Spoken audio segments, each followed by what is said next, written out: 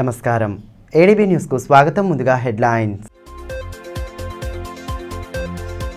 RIMS లో నాణ్యమైన వైద్య సేవలు అందించేందుకు పూర్తి చర్యలు తీసుకుంటాం. సమీక్షా సమావేశంలో అధికారులకు విస్తృత సూచనలు చేసిన ఎమ్మెల్యే పాయల్ శంకర్ నిరుపేదలకు ఇబ్బంది తలెత్తకుండా చూస్తామని వెల్లడి.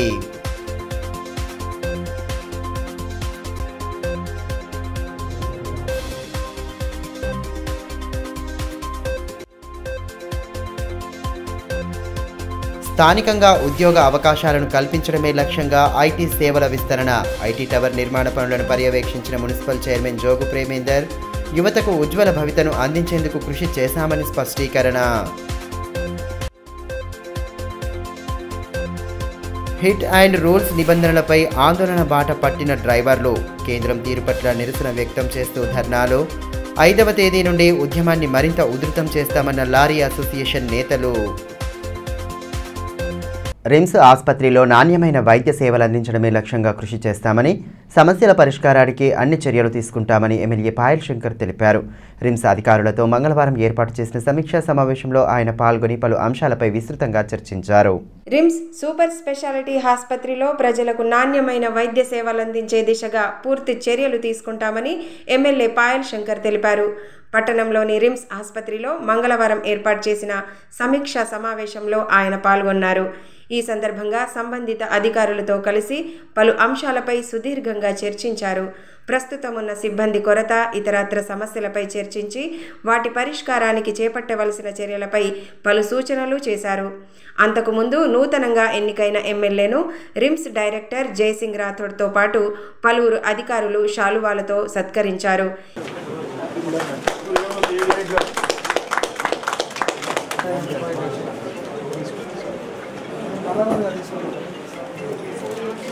ఈ మేరకు ఎమ్మెల్యే పాయల్ శంకర్ మాట్లాడుతూ రిమ్స్లో నెలకొన్న సమస్యలపై విస్తృతంగా చర్చించడం జరిగిందని అన్నారు.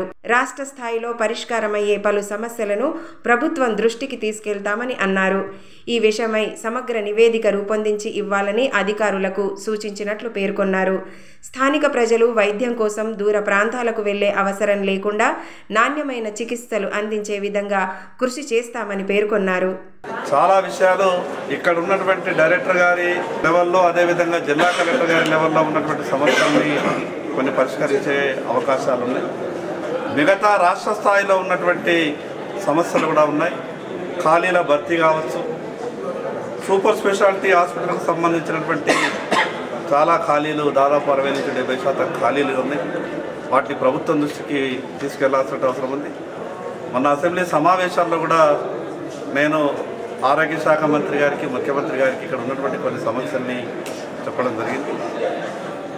ఈ మీటింగ్ సందర్భంగా డైరెక్టర్ గారికి, మిగతా హెచ్ఓడీస్ అందరికీ నేను రిక్వెస్ట్ చేసిన, ఈ ఆసుపత్రి అవసరాలు, మెడికల్ కాలేజ్ అవసరాలు, సూపర్ స్పెషాలిటీ ఆసుపత్రి అవసరాలు ఏమేమి ఉన్నాయి, మిగతా రిక్వైర్మెంట్స్ అంటే కూడా వాటన్నిటి మీద ఒక రిపోర్ట్ తయారు చేయమని చెప్పడం జరిగింది. వాటిని ఒక వారం 15 రోజుల తర్వాత వారు ఇచ్చినటువంటి నివేదిక అంతా కూడా తీసుకెళ్ళి ప్రభుత్వం నుంచి కూడా కావాల్సినటువంటి సహకారం తీసుకొని అల్టిమేట్గా ఈ ఆదిలాబాద్ రిమ్స్లో, ఈ ఆదిలాబాద్ నుండి ఏ పేషెంట్ కూడా హైదరాబాద్ కానీ నాగ్పూర్ కానీ చికిత్స నిమిత్తం వెళ్ళవద్దనే ఒక ఆలోచన ఉంది. ప్రతి రోగానికి ఆదిలాబాదులోనే చికిత్స దొరికే విధంగా మనందరూ కూడా కష్టపడాలని చెప్పడం జరిగింది. దానికి సంబంధించినటువంటి డాక్టర్లు కూడా రావాలి. ఉన్నటువంటి డాక్టర్లు వారికి శక్తికి మించి వారి ప్రయత్నాల్లో వారు పనిచేస్తున్నారు. మిగతా సిబ్బంది కొరత కూడా ఉన్నది. ఆ సిబ్బంది కొరత తీర్చడానికి ఆదిలాబాద్ శాసనసభ్యునిగా నా వంతు పూర్తి ప్రయత్నం ప్రభుత్వం నుంచి తీసుకొచ్చే ప్రయత్నం చేస్తాను. స్థానిక యువతకు ఉద్యోగ అవకాశాలను కల్పించడమే లక్ష్యంగా ఐటీ సేవలను విస్తరించినట్లు మున్సిపల్ చైర్మన్ జోగు ప్రేమేందర్ తెలిపారు.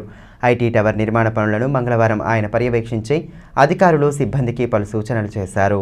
ద్వితీయ శ్రేణి నగరాలకు సైతం ఐటీ సేవలను విస్తరింపజేయాలన్న ఉద్దేశంతో గత బీఆర్ఎస్ ప్రభుత్వం ఆదిలాబాద్ పట్టణానికి 40 కోట్ల వ్యయంతో ఐటీ టవర్ను మంజూరు చేసిందని మున్సిపల్ చైర్మన్ జోగు ప్రేమేందర్ అన్నారు. నిర్మాణంలో ఉన్న ఐటీ టవర్ను మంగళవారం ఆయన పరిశీలించారు. టవర్ నిర్మాణ పనులను పర్యవేక్షించి సంబంధిత అధికారులతో పలు అంశాలపై చర్చించారు. ఐటీ టవర్ నమూనాను పరిశీలించి సిబ్బందికి విస్తృత సూచనలు చేశారు. కార్యక్రమంలో కౌన్సిలర్ పవన్ నాయక్ తదితరులు పాల్గొన్నారు.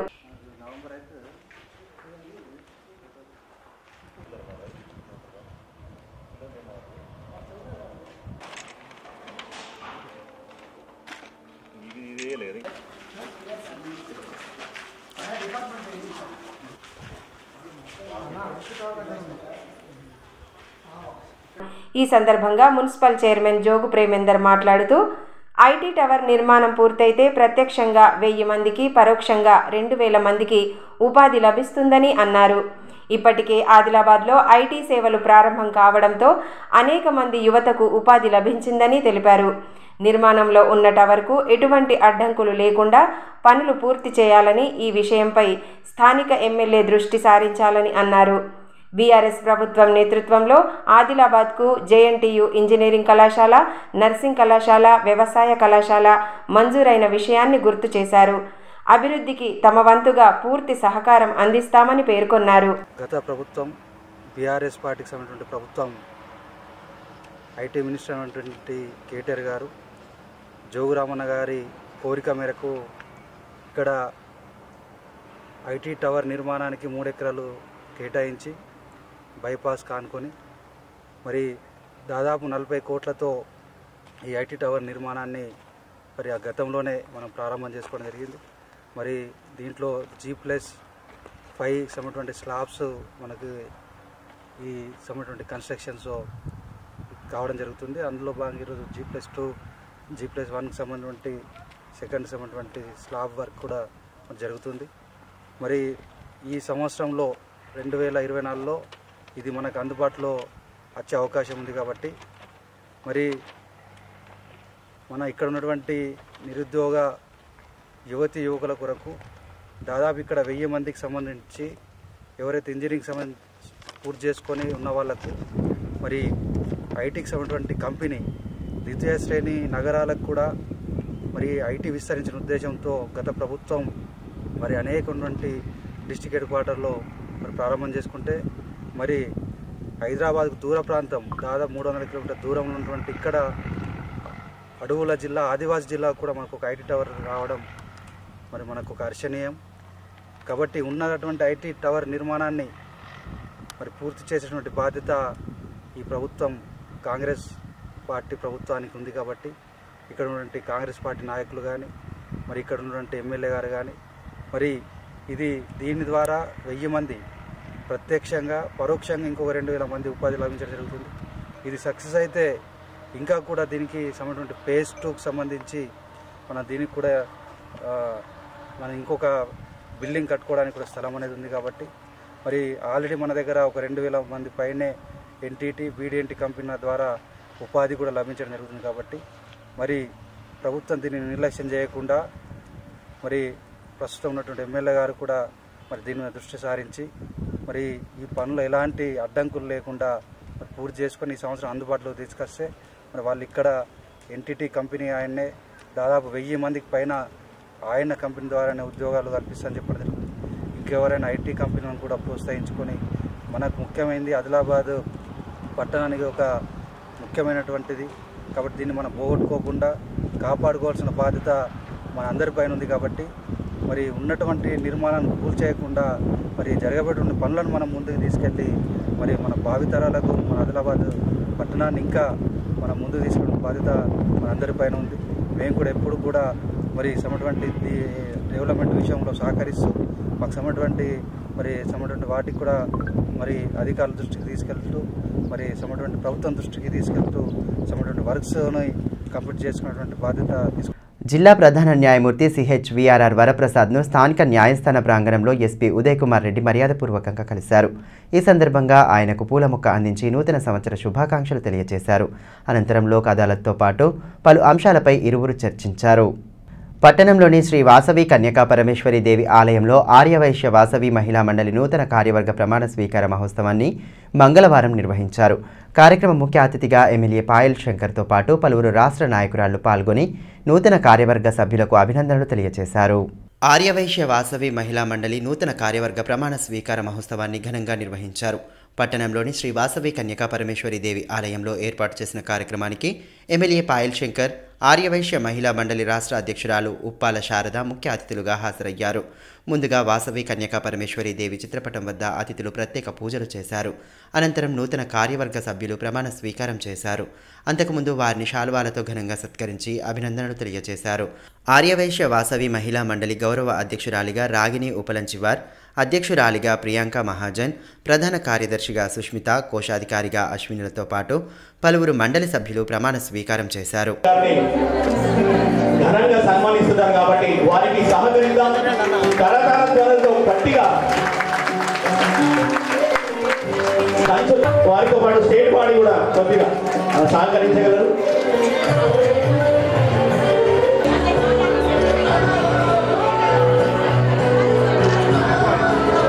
ఈ సందర్భంగా ఎమ్మెల్యే పాయల్ శంకర్ మాట్లాడుతూ ఆర్యవైశ్య మహిళా మండలి నూతన కార్యవర్గ సభ్యులకు అభినందనలు తెలియజేశారు. మహిళలు కేంద్ర రాష్ట్ర ప్రభుత్వాల ద్వారా అందించే నైపుణ్య శిక్షణలను సద్వినియోగం చేసుకోవాలని సూచించారు. భవిష్యత్తులో ఆర్యవైశ్య మహిళలకు నామినేటెడ్ పదవులు కేటాయించేలా తన వంతు కృషి చేస్తానని అన్నారు. కానీ ఈరోజు ప్రభుత్వాలు ఏవైనా, పార్టీలు ఏవైనా మహిళలకు అవకాశం ఇవ్వడానికి అనేక సందర్భాల్లో కొన్ని ప్రతిపాదనలు ముందుకొస్తున్నాయి. ఉదాహరణ, కేంద్ర ప్రభుత్వం ప్రవేశపెట్టినటువంటి 33% రిజర్వేషన్ కావచ్చు. ఈరోజు బస్సులలో కొత్తగా ఏర్పడినటువంటి ప్రభుత్వం బస్సులో మహిళలకు ఇచ్చేటటువంటి ప్రయాణ విషయంలో కావచ్చు. అంటే మహిళలకు ఇంపార్టెన్సీ అనేది ఇస్తే సమాజానికి నష్టం లేదు, మంచి జరుగుతుందన్న ఆలోచన ప్రతి ఒక్కరిలో కలిగింది. నా మనసులో అయితే గొప్పగా ఆలోచన ఉన్నది. మరి అది ఎంతవరకు వాసవి మాత నాకు ఆశీర్వదిస్తుందో, నన్ను ఆదేశిస్తుందో తెలియదు. కానీ రేపు ఈ ఆదిలాబాద్లో ఒక పెద్ద పదవి మీద ఆర్యవైశ్య మహిళ కూర్చుండాలన్న ఒక ఆలోచన నాకు. ఆదిలాబాద్ జర్నలిస్టుల జేఏసీ ఆధ్వర్యంలో మంగళవారం జిల్లా ఉన్నతాధికారులతో పాటు ప్రజాప్రతినిధులను మర్యాదపూర్వకంగా కలిశారు. కలెక్టర్, ఎస్పీలను వారి కార్యాలయాల్లో కలిసి నూతన సంవత్సర శుభాకాంక్షలు తెలియజేశారు. అనంతరం జర్నలిస్టులు ఎదుర్కొంటున్న పలు సమస్యలను ఉన్నతాధికారుల దృష్టికి తీసుకెళ్లారు. ఆదిలాబాద్ జర్నలిస్టుల జేఏసీ ఆధ్వర్యంలో జిల్లా ఉన్నతాధికారులు ప్రజాప్రతినిధులను మర్యాదపూర్వకంగా కలిసి నూతన సంవత్సర శుభాకాంక్షలను తెలియజేశారు. జేఏసీ కన్వీనర్ నూకల దేవేందర్ ఆధ్వర్యంలో ముందుగా జిల్లా కలెక్టర్ రాహుల్ రాజ్ను ఆయన కార్యాలయంలో మర్యాదపూర్వకంగా కలిసి పుష్పగుచ్చం అందించి నూతన సంవత్సర శుభాకాంక్షలు తెలియజేశారు. అనంతరం కాసేపు జర్నలిస్టుల సమస్యలను కలెక్టర్తో వివరించగా ఆయన సానుకూలంగా స్పందించారు. అనంతరం జిల్లా ఎస్పీ ఉదయ్ కుమార్ రెడ్డి, ఎమ్మెల్యే పాయల్ శంకర్ను వేర్వేరుగా కలిసి నూతన సంవత్సర శుభాకాంక్షలు తెలియజేశారు. అనంతరం జిల్లా పౌర సంబంధాల శాఖ అధికారి విష్ణువర్ధన్ను ఆయన కార్యాలయంలో కలిసి పుష్పగుచ్చం అందించి నూతన సంవత్సర శుభాకాంక్షలు తెలిపారు. ఈ కార్యక్రమంలో జేఏసీ కో కన్వీనర్ బిర్కూర్వార్ వెంకటేష్, జర్నలిస్టులు లెనిన్, రఘునాథ్, మేడపట్ల సురేష్, ఫేరోజ్ ఖాన్, సుభాష్, రాము, మోయిజ్, దత్తాత్రేయ్, నర్సింగ్, కిరణ్ రెడ్డి, అరుణ్ రెడ్డి, గాజరి శ్రీకాంత్, అస్మత్, నిలేష్, అనిల్, మహేందర్, ప్రవీణ్ తదితరులు పాల్గొన్నారు.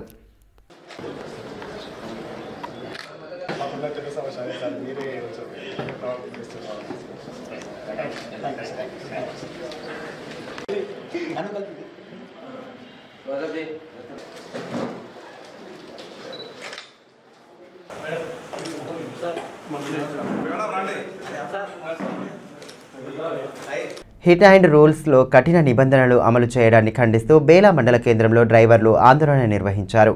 కేంద్రం తీరు పట్ల నిరసన వ్యక్తం చేస్తూ అంతర్రాష్ట్ర రహదారిపై బైఠాయించారు.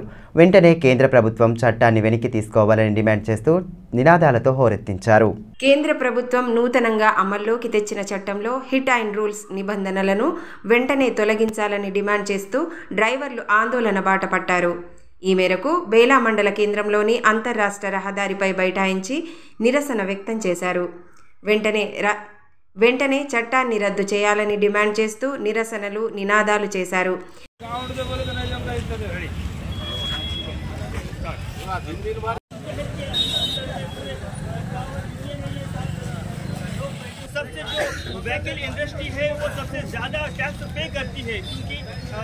ఈ సందర్భంగా పలువురు డ్రైవర్లు మాట్లాడుతూ హిట్ అండ్ రూల్స్లో కఠిన నిబంధనలను అమలు చేయడం డ్రైవర్లను తీవ్ర ఇబ్బందులకు గురి చేయడమేనని అన్నారు.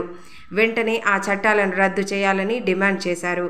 కరోనా వంటి కష్టకాలంలోనూ డ్రైవర్లు నిరంతర సేవలను అందించారని గుర్తు చేశారు. और ड्राइवर समाज जमा होकर ये संदेश दे रहा है कि लोगों को कि ये जो काला कानून ड्राइवर के खिलाफ पास किया गया है, ये काला कानून वापस ले, ये अमित शाह को कहना है। सदन में बैठे बैठे अमित शाह जो काला कानून हमारे खिलाफ पास कर दिए है, ये हमारे लिए बहुत नुकसानदायक है। अगर किसी गाड़ी वाले के हाथ से कोई बाइक वाले को धक्का लग जाता है या मर जाता है तो उसको 7 लाख रुपए जुर्माना और 10 साल की सजा। ये कहाँ का इंसाफ है ड्राइवरों के साथ?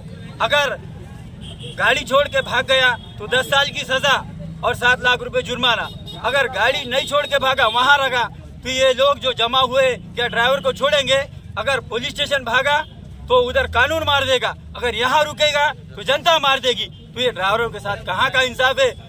अमित शाह को ये सोचना चाहिए था कि कोरोना काल में ड्राइवरों का कितना बड़ा काम था। लोग घरों से नहीं निकल रहे थे, ड्राइवर अपनी जान की परवाह न करते हुए रोडों पे निकला, घर घर जाके जहाँ जहाँ बीमार थे, जिसको कोरोना हुआ उनको उठा के हॉस्पिटल तक पहुँचाने का काम ये हमारा पूरा ड्राइवर समाज किया है। आज ये ड्राइवर समाज के साथ इंसाफ करो बोल के यही हम सब ड्राइवरों का अमित शाह से कहना है। పట్టణంలో ట్రాఫిక్ సమస్య పరిష్కారానికి తగు చర్యలు తీసుకుంటామని ఎమ్మెల్యే పాయల్ శంకర్ తెలిపారు. మంగళవారం స్థానిక వినాయక్ చౌక్ నుండి శివాజీ చౌక్ వరకు కాలినడకన కలియ తిరుగుతూ మున్సిపల్ అధికారులకు విస్తృత సూచనలు చేశారు. పట్టణంలో నెలకొన్న ట్రాఫిక్ సమస్యపై నూతన ఎమ్మెల్యే పాయల్ శంకర్ ప్రత్యేక దృష్టి సారించారు. ముఖ్యంగా పట్టణంలోని ప్రధాన కూడళ్లలో నెలకొన్న ట్రాఫిక్ సమస్యకు శాశ్వత పరిష్కారాన్ని చూపాలని అధికారులను ఆదేశించారు. మంగళవారం స్థానిక వినాయక్ చౌక్ నుండి శివాజీ చౌక్ వరకు కాలినడకన కలియ తిరుగుతూ అధికారులకు విస్తృత సూచనలు చేశారు.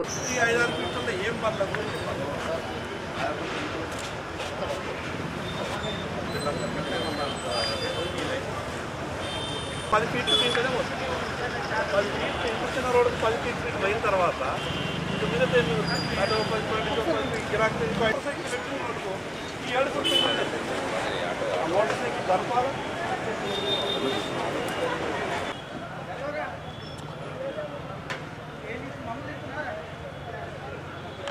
ప్రధాన వీధుల్లో ట్రాఫిక్ సమస్య తలెత్తడానికి గల కారణాలను క్షేత్రస్థాయిలో పరిశీలించారు.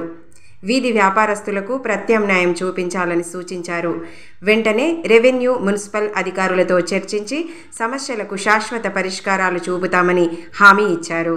పట్టణంలో ఉన్నటువంటి ట్రాఫిక్ సమస్య ఉన్నటువంటి కూడళ్ళన్నీ కూడా ఈరోజు పాదయాత్ర ద్వారా నడుచుకుంటూ ఆ యొక్క ప్రాంతాలన్నింటిలో పరిశీలించడం జరిగింది. ప్రధానంగా ఆదిలాబాద్లో ఉన్నటువంటి మున్సిపాలిటీలో ఉన్నటువంటి ట్రాఫిక్ సమస్య పరిష్కారం చేయాలా. ఈ ట్రాఫిక్ సమస్య అనేది అందరికీ ఉన్నటువంటి సమస్య, ఏ ఒక్కరి సమస్య కాదు. ఏదైనా ఎమర్జెన్సీ ఉన్నప్పుడు, రేపు గుండె నొప్పి ఇంకేదో విషయం మీద ఆసుపత్రి వెళ్ళాలన్నా కూడా ట్రాఫిక్ సమస్య మధ్యన ఉంటే, ట్రాఫిక్ అడ్డం ఉండి పోలేనటువంటి పరిస్థితి అంబులెన్స్లకు ఉంటే ప్రాణాలు పోయినటువంటి సందర్భాలు కూడా అనేక మనం చూసాం. అందుకే ఇక్కడ ఉన్నటువంటి ట్రాఫిక్ సమస్యని నియంత్రించాలని, అదేవిధంగా ఎవరైతే రోడ్ల మీద చిరు వ్యాపారస్తులు ఉన్నారో వాళ్ళకు కూడా ప్రత్యామ్నాయం ఏ రకంగా చేస్తే బాగుంటుందో అని అధికారులందరితోనే ఒక తొందరలోనే ఒక సమావేశం ఏర్పాటు చేసుకొని ఆ రకంగా ఉన్నటువంటి వీధి వ్యాపారస్తులు ఎందరున్నారు వాళ్ళకు ప్రత్యామ్నాయ ఏర్పాట్లు ఏం చేస్తే బాగుంటుంది, ఆదిలాబాద్ మున్సిపాలిటీలో ఉన్నటువంటి ప్రభుత్వ స్థలాలు ఆధీనంలో ఎన్ని ఉన్నాయి, వాటిని పార్కింగ్ కొరకు ఏ రకంగా ఉపయోగించగలుగుతాం, ఇవన్నిటి కూడా అధికారులతో అదేవిధంగా మున్సిపల్ సమావేశంలో కూడా త్వరలోనే ఒక ప్రత్యేకమైన సమావేశాన్ని ఏర్పాటు చేసి ఆ యొక్క సమావేశంలో కూడా చర్చించే విధంగా ప్రయత్నం చేస్తాం. చివరిగా అధికారులతో అందరితో సమన్వయంతో కలిసి ఈ ఆదిలాబాద్లో ఉన్నటువంటి ట్రాఫిక్ సమస్యను పరిష్కారం చేయాలన్నటువంటి ఆలోచనతో ముందుకెళ్తున్నాం. మా వంతు 100% సహకారం అందిస్తామని కూడా తెలియజేస్తున్నాం సార్. ముఖ్యంగా సార్ ఇది ట్రాఫిక్లో ఉన్న ప్రతి స్ట్రీట్ వెండర్కి, అంటే ప్రతి చిన్న చిన్న చిరు వ్యాపారులకి కూడా ఇబ్బంది కాకుండా, అదేవిధంగా ట్రాఫిక్కి కూడా అంతరాయం లేకుండా ఉండే స్థలాలను మున్సిపల్ ఏ విధంగా ప్లానింగ్ అనేది చేయడం జరుగుతుందో మీ ఆదేశాల ప్రకారం మరియు జిల్లా కలెక్టర్ గారు మరియు గౌరవ చైర్మన్ అండ్ కౌన్సిల్ ఆదేశాల ప్రకారం కూడా నడుచుకుంటాము. మరియు దీనికి సమస్య పరిష్కారం కోసం సమన్వయంతో మా వంతు 100% సహకారాన్ని అందించి ఒక పర్మనెంట్ సెటప్ అయ్యే విధంగా ప్రజలకు ఎలాంటి ఇబ్బంది ఉండకుండా అతి త్వరలో దీనికి సమస్య పరిష్కారం కోసం మేమందరం కూడా తోడ్పాటును అందిస్తాం సార్. దీనికి ఇదందరికీ ప్రజలందరూ కూడా సహకరించాలని ప్రతి ఒక్కరికి పేరు పేరున కూడా రిక్వెస్ట్ చేస్తాము. తలమడుగు మండలంలోని పలు గ్రామాల్లో ఏర్పాటు చేసిన ప్రజాపాలన దరఖాస్తు కేంద్రాలను జెడ్పీటీసీ గోక గణేష్ రెడ్డి పరిశీలించారు. అధికారులతో కలిసి ప్రజల నుండి దరఖాస్తులను స్వీకరించారు. గ్యారంటీల అమలుకు ప్రభుత్వం తీసుకుంటున్న చర్యలు ఈ సందర్భంగా ఆయన వివరించారు. అర్హులైన ప్రతి ఒక్కరికి ప్రభుత్వ పథకాల ఫలాలను అందేలా చూస్తామని తలమడుగు జెడ్పీటీసీ గోక గణేష్ రెడ్డి అన్నారు. మండలంలోని పలు గ్రామాల్లో జరుగుతున్న ప్రజాపాలన దరఖాస్తుల స్వీకరణ ప్రక్రియను మంగళవారం ఆయన పర్యవేక్షించారు. మండలంలోని సుంకిడి, తలమడుగు తదితర గ్రామాల్లో ప్రజాపాలన కింద దరఖాస్తులను స్వీకరించారు. మండల ప్రత్యేక అధికారి మహావీర్, తహసీల్దార్ రాజమోహన్, ఎంపీడీఓ రమాకాంత్, కాంగ్రెస్ పార్టీ మండల కన్వీనర్ కళ్యాణం రాజేశ్వర్, మండల విద్యాధికారి నారాయణ, ఎంపీఓ దిలీప్ కుమార్, సర్పంచులు మహేందర్ యాదవ్, కరుణాకర్ రెడ్డి తదితరులు పాల్గొన్నారు. ఈ సందర్భంగా జెడ్పీటీసీ గోక గణేష్ రెడ్డి మాట్లాడుతూ కాంగ్రెస్ పార్టీ ప్రకటించిన 6 గ్యారెంటీలలో భాగంగా సీఎం రేవంత్ రెడ్డి ముందుగా మహిళలకు ఉచిత బస్సు కార్యక్రమాన్ని ప్రారంభించారని అన్నారు. మిగిలిన గ్యారెంటీలను సైతం అమలు చేసే దిశగా ప్రభుత్వం పూర్తి చర్యలు తీసుకుంటోందని వివరించారు.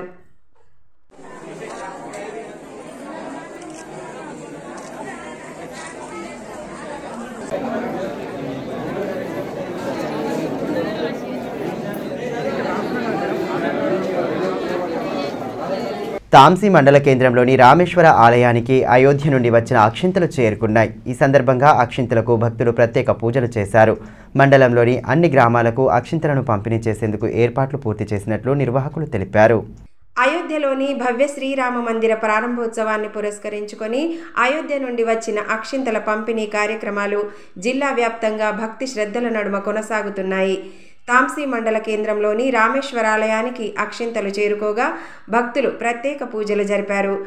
మండలంలోని 16 గ్రామాలకు అక్షింతలు, రామ మందిర ఫోటో కరపత్రాలను పంపిణీ చేసేందుకు ఏర్పాట్లు పూర్తి చేశారు. ఈ సందర్భంగా ఆలయంలో ప్రత్యేక పూజలు జరిపారు.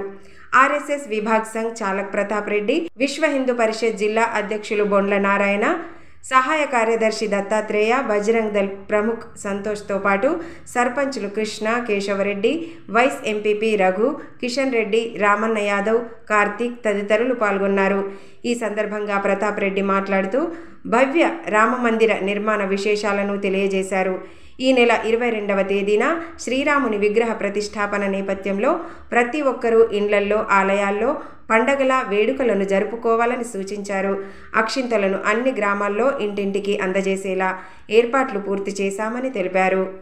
జనవరి 1 నుంచి 15 వరకు మనము ఇంటింటికి అక్షంతలు ఇవ్వాలా. దాంతోపాటు ఒక ఫోటో, ఒక కరపత్రం ఉంటుంది.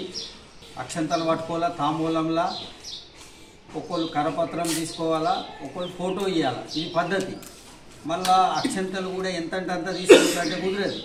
ఇగో ఇంత ఈ ముద్రల, ఈ వేలు ముద్రలు తీసేసుకొని వాళ్ళ ఇంటి ఆడవారిని పట్టు పాలు తీసుకొని రమ్మనాల. లేకపోతే ఏదైనా గిన్నె కానీ తీసుకొస్తే ఆ అక్షంతలలో వాళ్ళు కలుపుకుంటారు. పూజా మందిరంలో పెట్టుకొని వారు చెప్పినట్టు 22 తారీఖు నాడు మన మీద ప్రాణ ప్రతిష్ఠ అయిన తర్వాత చదువుకోవాలా. ఆదిలాబాద్ పార్లమెంట్ ఎన్నికల సన్నాహక సమావేశానికి బీఆర్ఎస్ పార్టీ నేతలు తరలి వెళ్లారు. ఈ నెల 3న హైదరాబాద్లోని తెలంగాణ భవన్లో నిర్వహించనున్న సమావేశానికి ఆదిలాబాద్ నియోజకవర్గం నుండి మున్సిపల్ చైర్మన్ జోగు ప్రేమేందర్ నేతృత్వంలో నాయకులు బయలుదేరి వెళ్లారు. హైదరాబాద్లోని తెలంగాణ భవన్లో ఈ నెల 3న నిర్వహించనున్న ఆదిలాబాద్ పార్లమెంట్ ఎన్నికల సన్నాహక సమావేశానికి బీఆర్ఎస్ పార్టీ శ్రేణులు తరలి వెళ్లారు. మున్సిపల్ చైర్మన్ జోగు ప్రేమేందర్ నేతృత్వంలో పార్టీ కార్యకర్తలు సమావేశానికి బయలుదేరారు. పార్లమెంట్ ఎన్నికల సన్నాహక సమావేశంలో పార్టీ ముఖ్య నాయకులు, కార్యకర్తలకు దిశానిర్దేశం చేయనున్నారని ఈ సందర్భంగా మున్సిపల్ చైర్మన్ తెలిపారు. పార్లమెంట్ ఎన్నికల్లో విజయమే లక్ష్యంగా పార్టీ శ్రేణులు కృషి చేయాలన్నారు. కార్యక్రమంలో నాయకులు విజ్జగిరి నారాయణ, దాసరి రమేష్, సలీం తదితరులు పాల్గొన్నారు.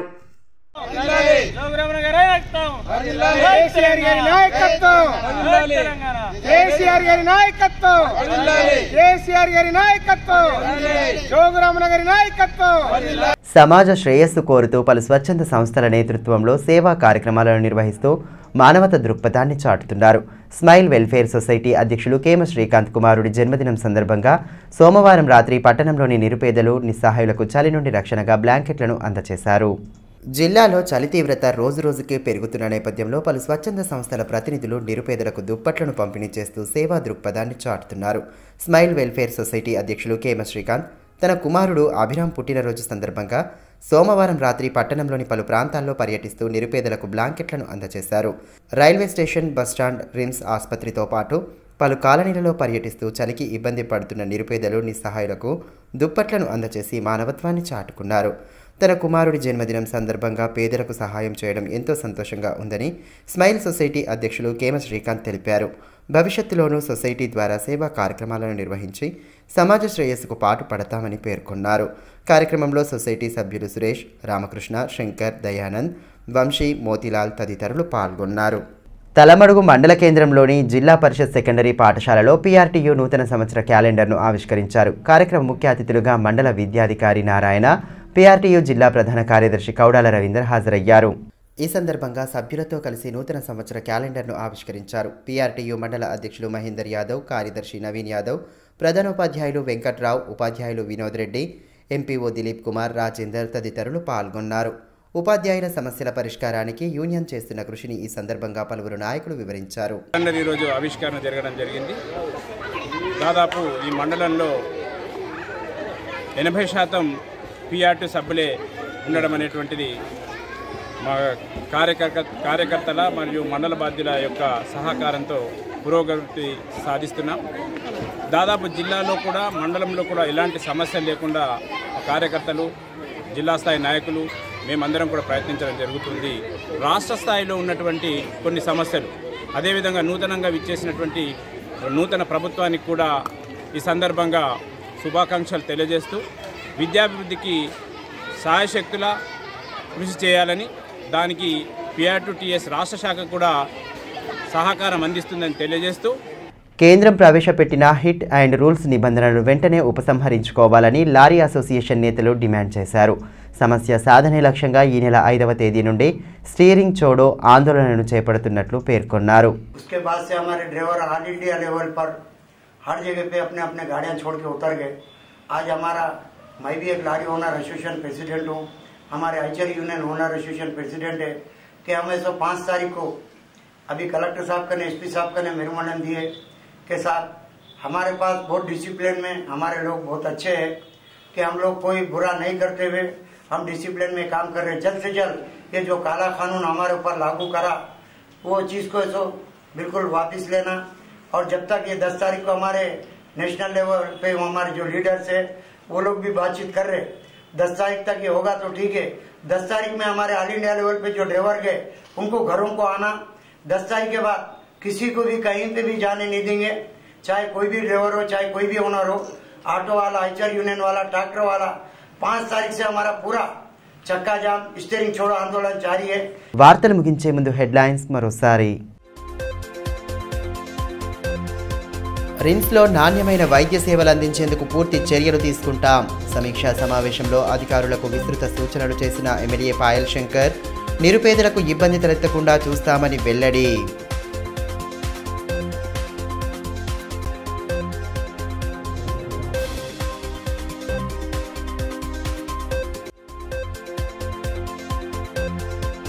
స్థానికంగా ఉద్యోగ అవకాశాలను కల్పించడమే లక్ష్యంగా ఐటీ సేవల విస్తరణ. ఐటీ టవర్ నిర్మాణ పనులను పర్యవేక్షించిన మున్సిపల్ చైర్మన్ జోగు ప్రేమేందర్, యువతకు ఉజ్వల భవితను అందించేందుకు కృషి చేశామని స్పష్టీకరణ. హిట్ అండ్ రూల్స్ నిబంధనలపై ఆందోళన బాట పట్టిన డ్రైవర్లు, కేంద్రం తీరు పట్ల నిరసన వ్యక్తం చేస్తూ ధర్నాలు. 5వ తేదీ నుండి ఉద్యమాన్ని మరింత ఉధృతం చేస్తామన్న లారీ అసోసియేషన్ నేతలు. ఈ వార్తలు ఇంతటితో సమాప్తం. తిరిగి ప్రసారమయ్యే మరో బులెటిన్లో మళ్ళీ కలుసుకుందాం. అంతవరకు సెలవు. నమస్కారం.